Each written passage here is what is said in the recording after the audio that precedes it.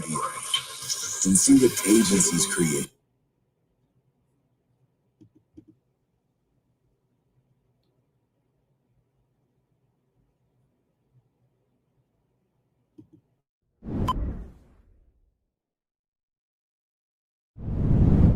And nigga, be real to yourself before you real with anybody else.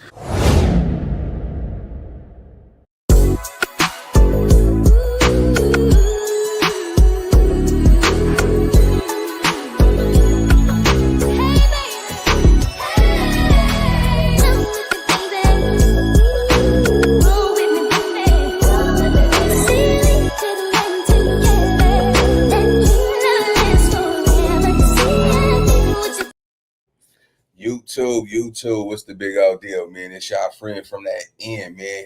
Breaking news. There are talks that R. Kelly may be getting his time shortened if he comes through with the win.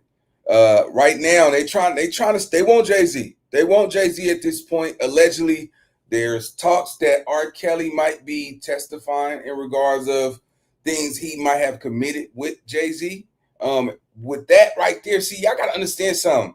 All it takes is one person, from Foxy Brown to Jay-Z. All it takes is one person that can place Jay-Z in a situation where it tarnishes his name forever. So with that being said, let's get into this Gail King interview. This is the R. Kelly scandal, man. Let's go. And 5, 4, 3, 2, let's go. How does Jay-Z sit down with Gail King and she not ask him one question about the intersection between him and Aaliyah and Robert Kelly? One of the great lyrics I love that you did, I'm not a businessman, I'm a business, man. I'm not a businessman, I'm a businessman. What the women said about you. What women said about me. So nobody's allowed to be mad at me and be scorned and lie on me. So they're lying on you. That's your explanation. They're lying on you. Absolutely. They were able to go and get all of these witnesses because he was there with Robert Kelly. New footage has reignited claims that Jay-Z used R. Kelly's downfall to protect his own secrets. Could this shocking betrayal go deeper than anyone imagined? I have been assassinated. I have been buried alive. But I'm alive. And then there's Gail King, Jay-Z's trusted media ally. She painted him as an untouchable mogul while grilling R. Kelly on national TV. But was her infamous interview part of a calculated move to shift the narrative in Jay-Z's favor? Now this is where, hey, listen, this is where Gail King, like, y'all got to understand something. If y'all don't see the nepotism in that, bro, then I don't know how to point out a perfect picture, man. If y'all notice, she never asked, all the interviews, she never asked him about any alleged allegations in regards to Foxy Brown. She never asked him, hey, was you really there with R. Kelly? She stayed away from all of those questions. Why? Because Jay-Z is one of the most powerful black entrepreneur billionaires that's in the black culture. See, it's certain people that's so high up the food chain, you can't talk to any type of way. You can't ask any type of question. Shit, nigga, let me have $1 billion. Nigga, you say what? Nigga, on your motherfucking head, nigga, ask me some dumb ass. You know what I'm saying? Yeah, man, you gotta believe that she helped put R. Kelly in jail with that interview. Cause y'all remember, he's lying on me. They lying on me. Yeah, nigga, man, come on, man. The whole country wanted to crucify R. Kelly, but not blame the parents that was taking their kids. They're not one. We have not heard no social media outlet blame the parents. Like, what was y'all mamas at? Like, how were y'all letting y'all 13-year-old little daughter go hang with a 30-something-year-old man? You see what I'm saying? A lot of them mamas was pushing R. Kelly, you know what I mean, pushing them little girls towards R. Kelly, and ain't nobody said nothing about it. Now it's Jay-Z turn, everybody's like walking on eggshells like the boogeyman. He go come get you. You say his name 3 times. Nah, bro, like, you can see, watch how Gail handled this interview. Let's go. While grilling R. Kelly on national TV. But was her infamous interview part of a calculated move to shift the narrative in Jay-Z's favor? That's stupid. Use your common sense. Did Jay-Z mastermind the destruction of R. Kelly's career to keep his own skeletons hidden? And how far did Gail King go to protect her friend? You had a choice between getting paid $500,000 in cash or lunch with Jay-Z, Yeah. which would you choose? You gotta take the money. What I'm gonna say? Let's unravel the shocking and deeply suspicious connections between Jay-Z, Gail King, and R. Kelly. Jaguar Wright recently made bold accusations, suggesting that Jay-Z orchestrated the downfall of R. Kelly. They were able to go and get all of these witnesses because he was there with Robert Kelly. These claims have sparked intense debate and speculation within the music industry. Jaguar, known for her candid commentary, did not mince her words as she delved into the alleged manipulation and exploitation within the music. I got over 1 million subscribers on YouTube without ever even showing my face, and I got all of these awards right here, and I'm business. During the interview, Jaguar raised crucial questions, probing the timing and motives behind Diddy's current predicament. So why does it all come to a head now? Why now? Why? Because he's the acceptable monster at this time. During her candid conversation, Wright drew parallels to the handling of controversial figures in the industry, drawing comparisons to R. Kelly's downfall and hinting at an alleged pattern orchestrated by Jay-Z. And when asked about who might be next in line within this purported series of orchestrated events, Wright pointedly mentioned Sean Diddy Combs, suggesting that Jay-Z was setting him up for a fall. Y'all don't see the lineup? Yeah, we see the lineup. I'm just waiting to see who's next. Jay-Z is setting Diddy up. Wright went on to detail a sequence of alleged manipulations by Jay-Z, referencing past. Yeah,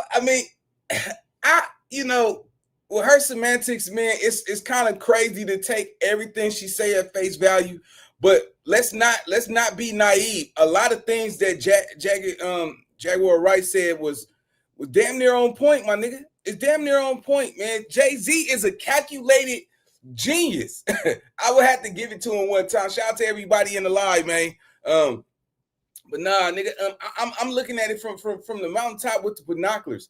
The way his chess play's been being played, and he been moving these pieces on the board quietly, silently, and nobody been able to detect it. Jay-Z, listen, one thing we know about Jay-Z, have we ever heard Jay-Z in an argument? Have we ever heard of Jay-Z jumping out his body? We have never, since his whole career, heard about Jay-Z arguing with anybody. You know what I'm saying? He never loses his juice. He don't get out of character.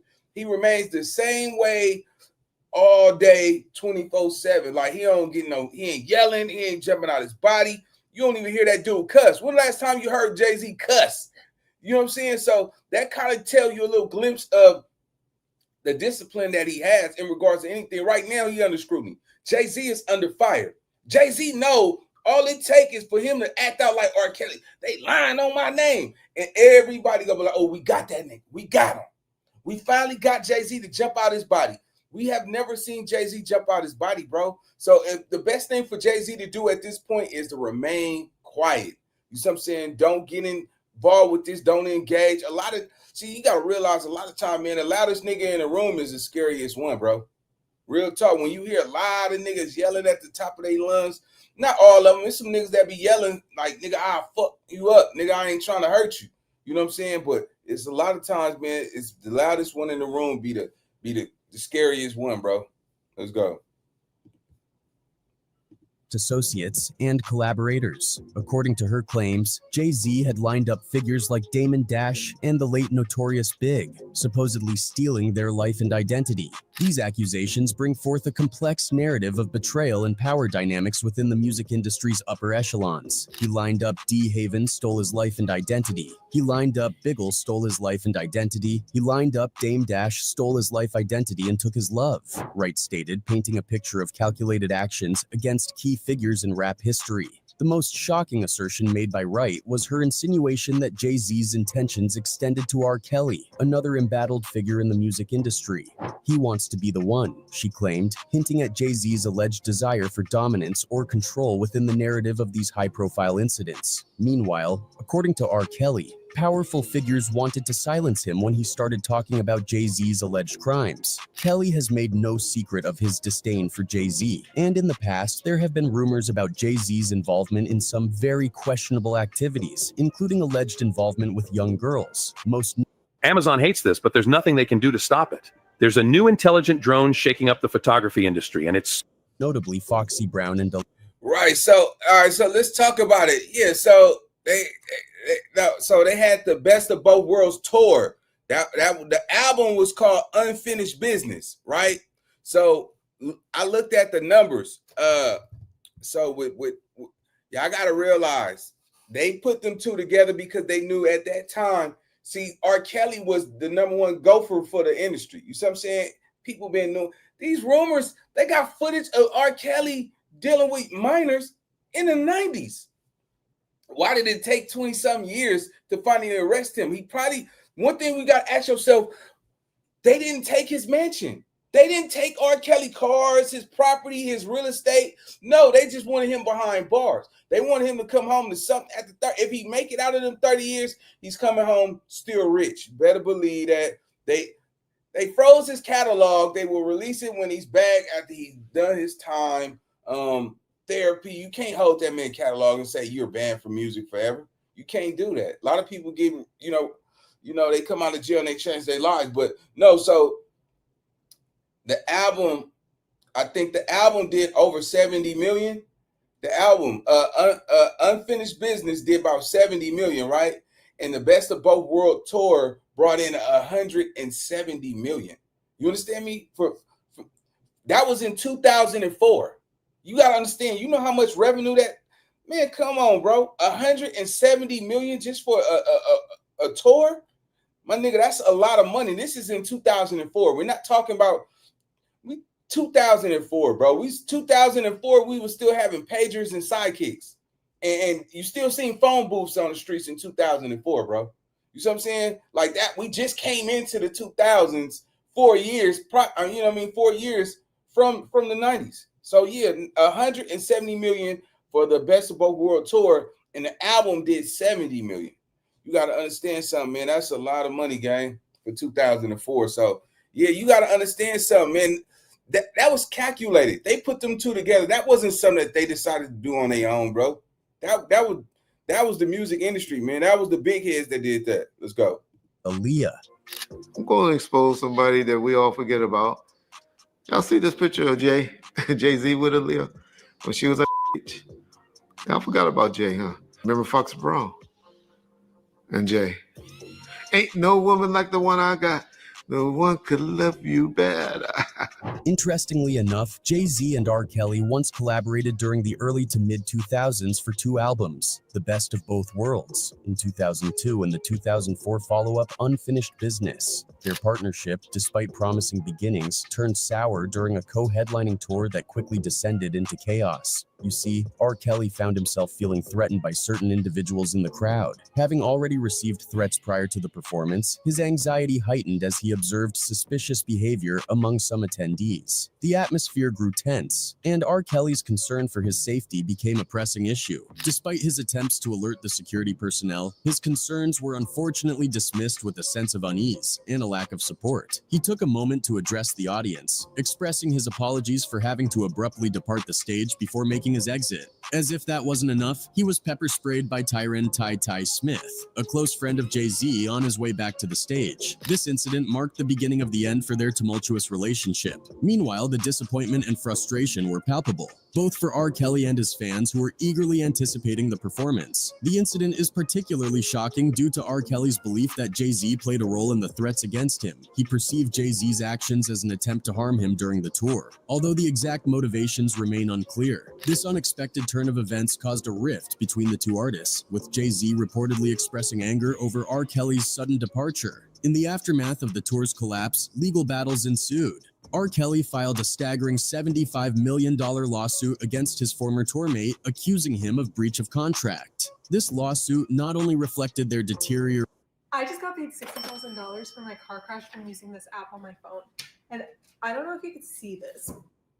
Professional ties, but also hinted at the underlying tensions between the two artists.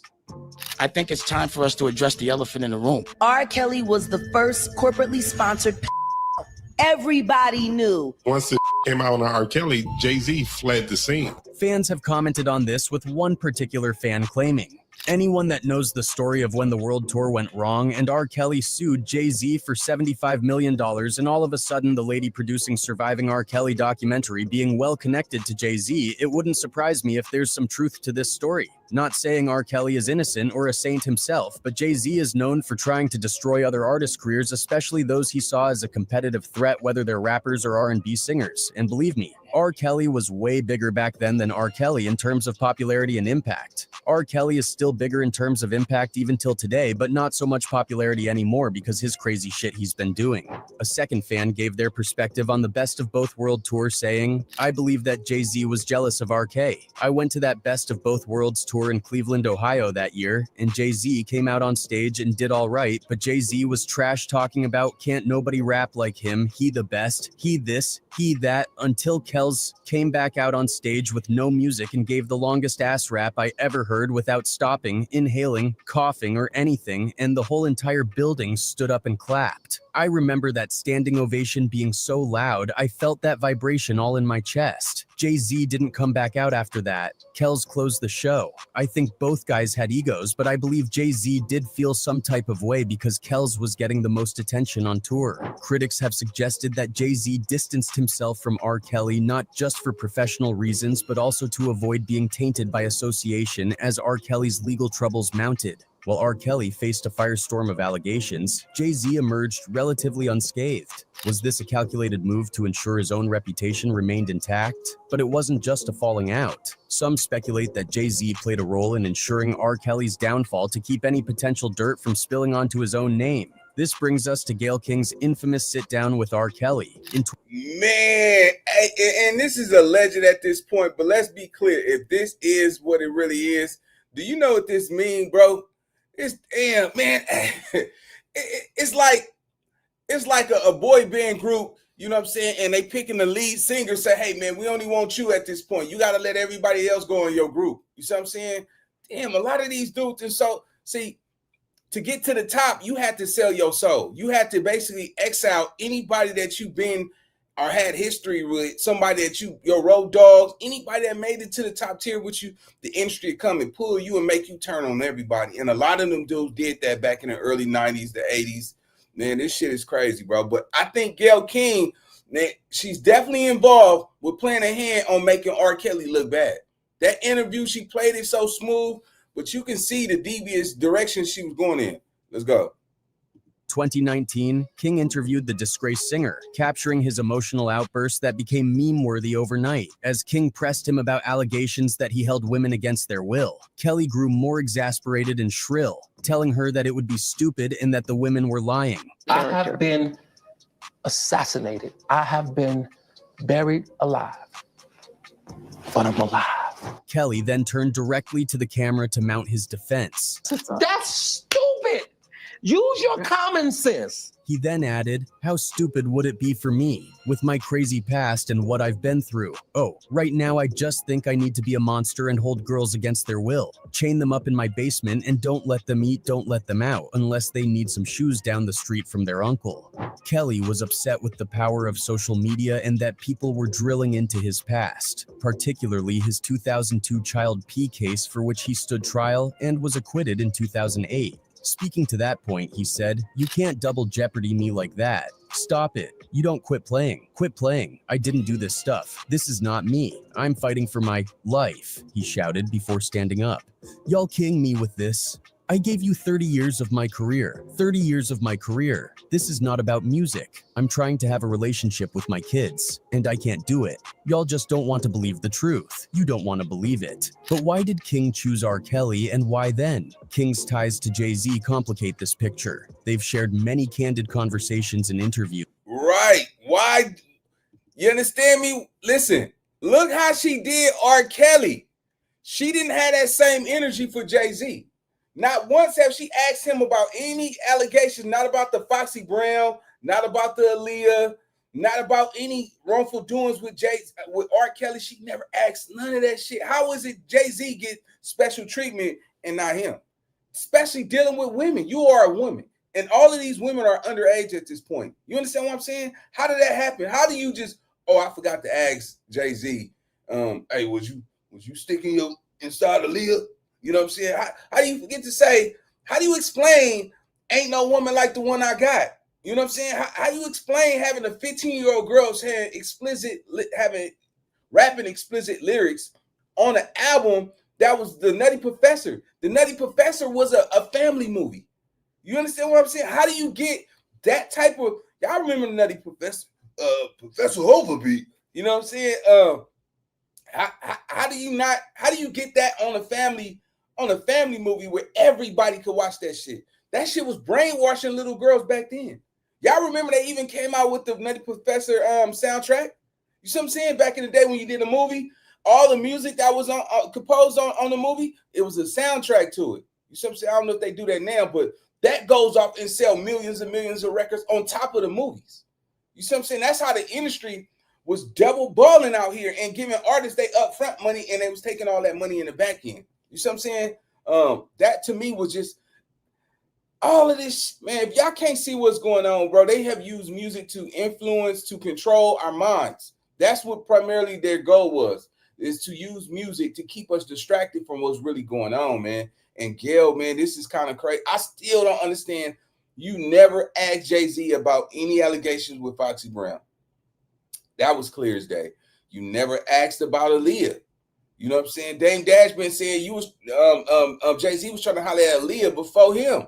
You see what I'm saying? So all the dirty rumors that's been going on, why you didn't touch that? Why you didn't get on top of that?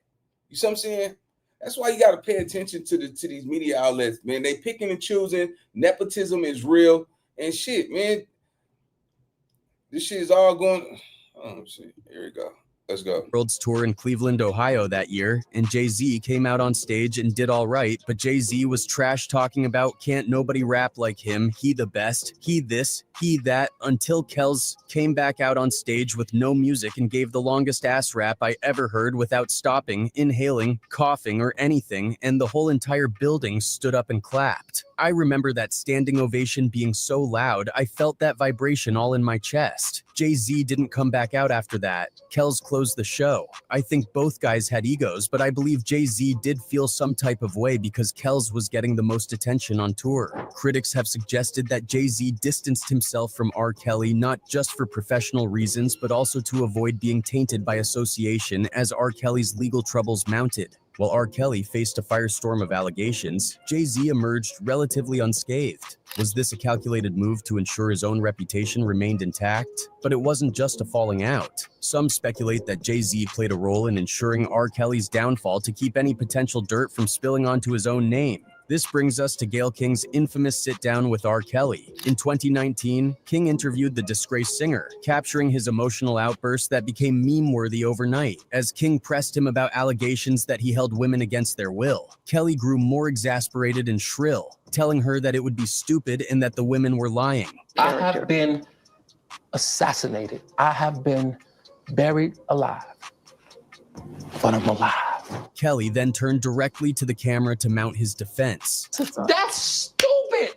Use your common sense. He then added, how stupid would it be for me, with my crazy past and what I've been through? Oh, right now I just think I need to be a monster and hold girls against their will. Chain them up in my basement and don't let them eat, don't let them out, unless they need some shoes down the street from their uncle. Kelly was upset with the power of social media and that people were drilling in. How did that stick, man? Some shit is just common sense, bro. Now, do we think R. Kelly? Okay, listen. R. Kelly liked them young. Let's be clear. You know how many underage children was making babies to R. Kelly music? Do y'all? Shit, half of y'all right now, y'all done conceive babies to R. Kelly music. You know what I'm saying? Y'all, you know some of you foxy ladies. Y'all remember drinking that Thunderbird? You're talking about that Mad Dog 2020? Shit, that's how some of y'all got pregnant. That Mad Dog 2020. You know what I'm saying? The barbecue cookouts. Come on, man. To this day, Step in the Name of Love will forever be our culture theme song. You know what I'm saying? Like everybody still Step. We don't care what R. Kelly did because shit, at the end of the day, y'all remember the Boogeyman? Some of you women, man, listen, man, when I was coming up, you know, Uncle Elroy keep coming in here, mama. Girl, he don't want you. Shut up. You see what I'm saying? That's my brother. You know, back in the day, the mama would protect the brother. You know what I'm saying? And the uncle was the creep. You know what I'm saying? This shit didn't just with R. Kelly. Come on, man. Let's be honest. The parents that sent R. Kelly was in his 30s. What was you doing sending a 14-year-old little girl who looks fast and look grown? You see what I'm saying, to these music concerts? You know what I'm saying? Like back in the day, you couldn't even get in those concerts without a parent consent. You see what I'm saying? You sending your daughter back there to go, you sprouts her hair up, you know what I'm saying? Put some toilet paper in her bra so it could look like she a little grown, and knowing that R. Kelly was a zest monster and shit, you know what I'm saying? Like, yeah. If my thing is this, how the industry get R. Kelly, watch this, and not Aaron Hall? How did y'all get R. Kelly and not Aaron Hall? Aaron Hall's still out here, right? Yeah, you know, mine's got to be young, dumb, and can take a lot of cum. You know, Aaron Hall was one of them people he was vocal about it. You see what I'm saying? 12 play, you know what I'm saying? Your body calling, man. He was grooming minors through the music. And nobody said nothing about it. R. Kelly was one of the ones. I still think Aaron Hall, that nigga was whooping ass. Aaron Hall was, bitch, you ain't gonna do what I say do. Smack. You know what I'm saying? Them girls were 13 years old. He was grown man putting his hand on children and having, you know, that was just, come on, man. It's a lot of them dudes out there and ain't nobody caring because they don't got no money. That's poor problems to society. You got some money and you doing that shit and you not playing ball, yeah, nigga, we finna make a mockery of you. And that's the fucked up thing about it. Because in today's society, all it takes is for a person to go to the police station and say, hey, I didn't give that person consent. I wasn't ready. He rushed or it hurt real bad. Whatever they could come up with. It won't be a civil suit. It will be a criminal charge. You see what I'm saying? But because these dudes got money, it's only civil. That shit is crazy to me, man. I never understood that. But Aaron Hall's still out here, nigga. He still talks about how he married that young girl as well. Never got in trouble. Let's go. Into his past, particularly his 2002 child P case for which he stood trial and was acquitted in 2008. Speaking to that point, he said, "You can't double jeopardy me like that. Yeah. Stop it. You don't quit playing. Quit playing. I didn't do this stuff. This is not me. I'm fighting for my life," he shouted before standing up. "Y'all king me with this. I gave you 30 years of my career. 30 years of my career. This is not about music. I'm trying to have a relationship with my kids, and I can't do it. Y'all just don't want to believe the truth. You don't want to believe it." But why did King choose R. Kelly, and why then? King's ties to Jay-Z complicate this picture. They've shared many candid conversations and interviews, and their friendship dates back years. Critics have pointed out that while King has gone hard on figures like R. Kelly, she's notably softer when interviewing Jay-Z and others in his circle. You know, you have days where you really love your job. This is one of those days for me. Why? Because Jay-Z gave us a personal tour of the exhibit, and then he sat down for a very rare interview. Could this be a deliberate effort to shape the public's perception? If you had a choice between getting paid $500,000 in cash or lunch with Jay-Z, Yeah. which would you choose? You gotta take the money. What I'm gonna say? The overlap in their connections raises eyebrows. Did Gail King's interview with R. Kelly serve a greater purpose? Perhaps even as part of a larger plan orchestrated by Jay-Z? While R. Kelly's crimes are well documented, Jay-Z hasn't been without his controversies. Allegations about his relationships with younger women have swirled for years, though they've never been substantiated. Still, whispers persist that he engaged in behavior not so different from R. Kelly's. You see, while Kelly's crimes were exposed, other names in the industry also came under scrutiny. Damon Dash, co-founder of Rockefeller Records and R&B artist Aaliyah's partner before her tragic death, has openly criticized his former business partner, Jay-Z, for working with Kelly. During an interview on the That's Effed Up podcast, Dash expressed frustration over Jay-Z's decision to collaborate with Kelly despite the allegations. Reflecting on Kelly's conviction, Dash said, "I think he's where he belongs," hinting that he had firsthand knowledge of how Kelly hurt Aaliyah. Yeah, I think he's where he belongs. I mean, I know Aaliyah, so I know what he did. I I can't be objective about that. When asked if he ever confronted R. Kelly about how he treated Aaliyah, Damon Dash shared that Aaliyah herself had begged him to leave it alone completely. Even when they appeared in the same music video, she made sure there would be no confrontations or shared scenes with R. Kelly. But let's get into the tea. Damon was seriously uncomfortable when Jay-Z decided to collaborate with R. Kelly on The Best of Both Worlds. Imagine knowing the truth about R. Kelly and still moving forward with a whole album. Damon didn't want any part of it, saying, "I'm not there as an example." If you're sitting around Googling how to make money on the internet and your ass is tired of being broke, let me tell you what your parents never told you.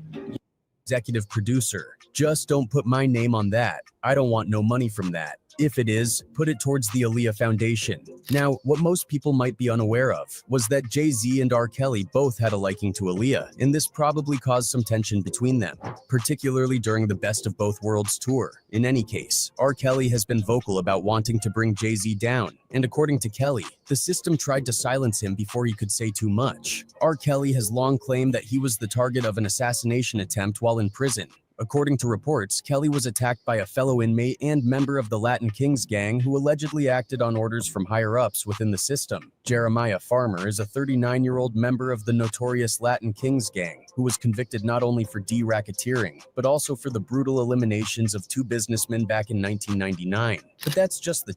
Man, that's crazy, man. Now, don't get it wrong, man. I believe any man that can... Man, look, R. Kelly ain't no buster.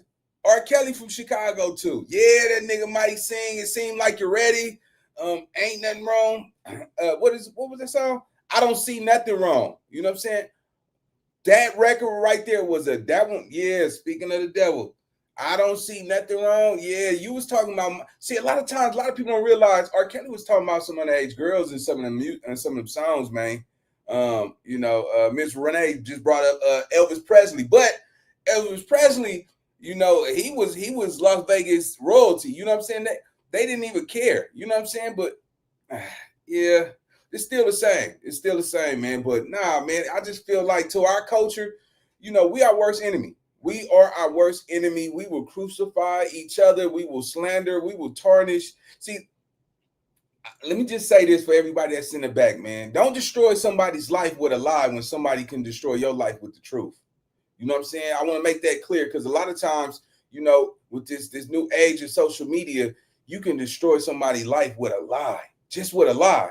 But when somebody come destroy yours with the truth, it's gonna hurt way more because the person who's being lied on, they can maneuver through it. You know what I'm saying? But that's more important to me, and I hope that I really project that out there to somebody that can really catch that game, man. Don't destroy somebody's life with a lie when somebody can destroy yours with the truth.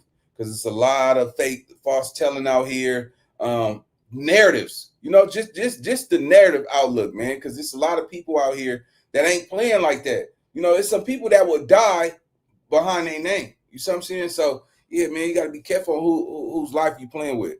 Let's get it.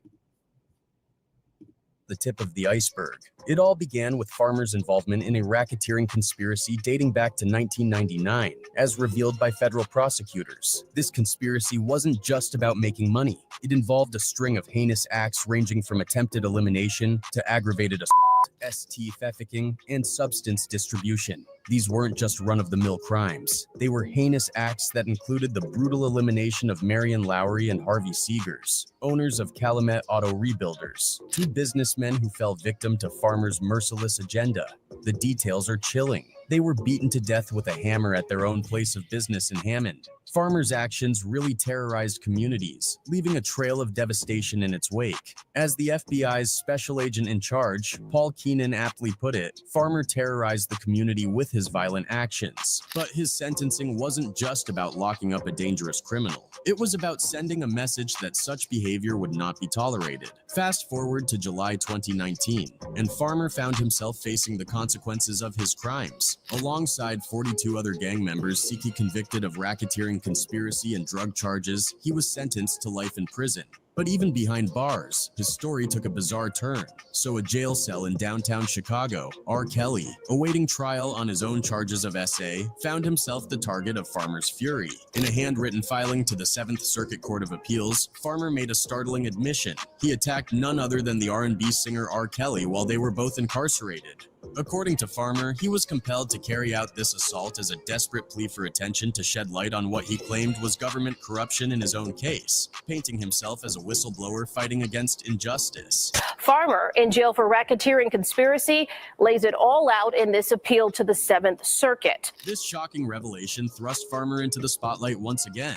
But it also raised questions about the circumstances surrounding the attack on Kelly. Farmer's claims painted a picture of frustration and desperation. He supposedly resorted to violence as a last resort, hoping to draw attention to his own legal plight. Locked down amidst the chaos of the pandemic, denied access to legal resources, and feeling abandoned by his defense team, Farmer saw Kelly as a means to an end, alleging that he had been failed by the very system meant to deliver justice. The details of the attack are chilling. Kelly, asleep in his cell at the Metropolitan Correctional Center in downtown Chicago, was caught off guard when Farmer launched his assault. According to reports, Farmer punched Kelly repeatedly before being stopped by a prison employee who used pepper spray to intervene. Farmer also allegedly had an ink pen with him that he was going to use to stab Mr. Kelly. The incident left Kelly battered and bruised, while Farmer was swiftly transferred to another prison, his moment in the spotlight dimming as quickly as it had flared. But the fallout didn't end there. Kelly's legal team sought answers, hoping to question Farmer about the attack. However, their efforts were thwarted by a federal judge who denied their request, ruling that the assault wasn't reason enough to grant Kelly bail.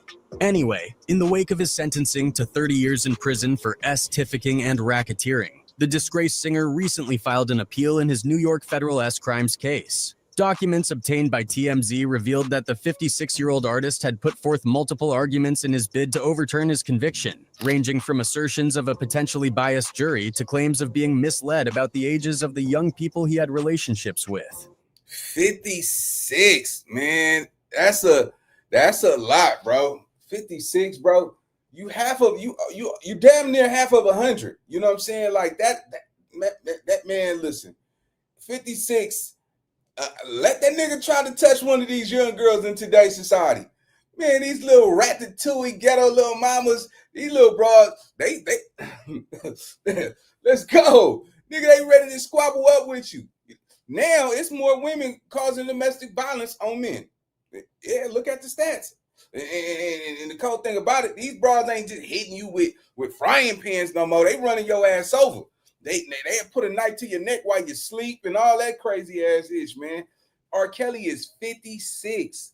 Man, come on, man. He been doing, allegedly, well, he's been convicted. You know what I'm saying? I don't believe he was locking people up and all that. I think he was probably aggressive, abusive. I don't think he was, all that shit. But there was a tape of him urinating on minors or on a young lady. But I'll say this though, they let Bill Cosby out. They let Bill Cosby out for sure. You know what I'm saying? 56, 50. Man, that man ain't coming home till he's 70. You know what I'm saying? Like I'm pretty sure if we seeing him right now, but if we look at R. Kelly is probably whooped behind them bars. Jail will decay your face if you're not working out. If you just eating and sleeping and you ain't doing nothing with your body. Yeah, man, that nigga probably, man.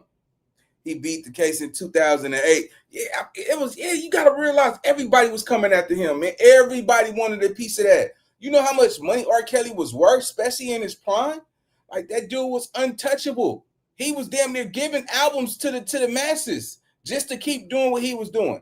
You see what I'm saying? And they will let you do it. And they say, oh, I'm untouchable. And most people won't think, damn, what about when I get old?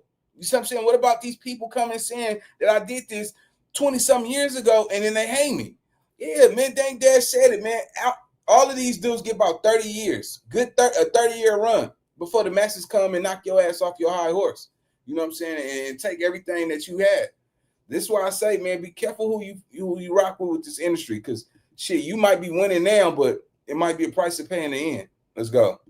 The appeal, filed by his attorney Jennifer Bonjean, sought to have the convictions reversed or to secure a new trial. Kelly's legal team contended that the government had failed to meet its burden of proof during the trial, despite the jury finding him guilty on all counts following nearly 6 weeks of proceedings. A key point in Kelly's appeal was the allegation that at least 2 jurors had watched Surviving R. Kelly, a documentary released in 2019 which featured accounts from his accusers. His lawyers argued that this documentary, funded by Jay-Z and allegedly provided to the jurors, could have biased their judgment, especially given Kelly's legal history with Jay-Z. Moreover, Kelly disputed the ages of the girls involved, claiming that some were at least 18 years old when their interactions with him began. His legal team asserted that in cases where the girls were minors, Kelly had been misled about their ages. Kelly's defense also contested the admissibility of certain evidence presented during the trial, arguing that irrelevant details about his personal life unfairly influenced the jury. They maintained that discussions about his history, preferences, and past relationships were prejudicial and unrelated to the charges he faced. Additionally, Kelly raised objections to the testimony provided by his former associates, alleging that they had misrepresented facts and testified on matters beyond their knowledge. In any case, despite the speculation, one thing is clear. The story is far from over. With new footage and interviews continually surfacing, the public's appetite for answers remains insatiable. All in all, the connections between Jay-Z, Gail King, and R. Kelly paint a picture of power, influence, and manipulation in the music industry. Whether or not these allegations hold any truth, they highlight the complex and often murky dynamics behind the scenes. Anyway, that's it for this video, folks. Bye. Yeah, sir, Ski, man. We're gonna leave it right there, man. Man. I remember, man, a lot of people was standing up for R. Kelly, like, nah, man, they lying on R. Kelly. Why would he have to do this? He had thousands of women throwing their bodies at him every day. In the 90s, damn near 90% of women who were having, babies and getting pregnant was getting pregnant to R. Kelly music. You know what I'm saying? At one point in time, that's all we seen on the radio was R. Kelly. R. Kelly had hits after hits. You know what I'm saying? Even that shit Trapped in the Closet. A lot of people, them little series that he was creating, man, listen. If we look at his masters, he's probably up there to Michael Jackson. That's how many hits he have wrote. You know what I'm saying? So, and not to mention he wrote for other artists. You see what I'm saying? He was a writing machine as well as an artist. So I don't know, but I definitely see it, especially with them finding out that if Jay-Z was funding that the Surviving R. Kelly documentary, that's more ammunition for him to turn on Jay-Z. You see what I'm saying? So with that being said, man, I need y'all to like, comment, subscribe, YouTube, rock with me. We doing this every day, man. Every morning, man, we dropping this content, man. I definitely want to get y'all more involved, get y'all more engaged. And yeah, man, till then, I'll see you on the next video. Let's get it.